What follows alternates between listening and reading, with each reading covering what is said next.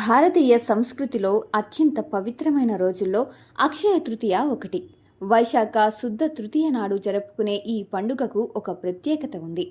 అక్షయ అంటే క్షయం లేనిది లేదా తరగనిది అని అర్థం. అంటే ఈ రోజు మనం చేసే ఏ మంచి పని అయినా, వచ్చే దానం అయినా మనకు అక్షయమైన పుణ్యాన్ని ప్రసాదిస్తుందని మన పురాణాలు చెబుతున్నాయి. ఈ రోజుకు ఎన్నో చారిత్రక, ఆధ్యాత్మిక మూలాలు ఉన్నాయి. త్రేతాయుగం ఈ రోజే ప్రారంభమైంది.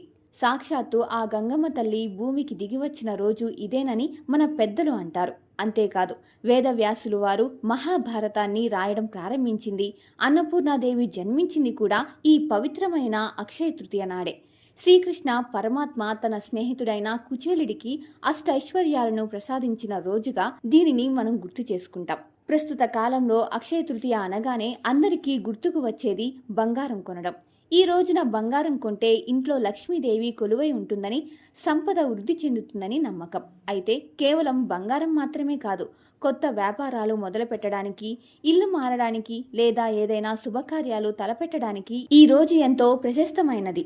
ఎందుకంటే ఈ రోజున ముహూర్తాలు చూడాల్సిన అవసరం లేదు, స్వయం సిద్ధ ముహూర్తం అని అంటారు. కానీ గుర్తుంచుకోండి, అక్షయ తృతీయ అంటే కేవలం వస్తువులు కొనుగోలు చేయడం మాత్రమే కాదు, ఆకలితో ఉన్నవారికి అన్నం పెట్టడం, అవసరంలో ఉన్నవారికి దానం చేయడం వల్ల కలిగే తృప్తి, పుణ్యం అనంతం. ఈ అక్షయ తృతీయ మీ జీవితంలో తరగని సుఖశాంతులను, అష్ట ఐశ్వర్యాలను నింపాలని కోరుకుంటూ అందరికీ అక్షయ తృతీయ శుభాకాంక్షలు.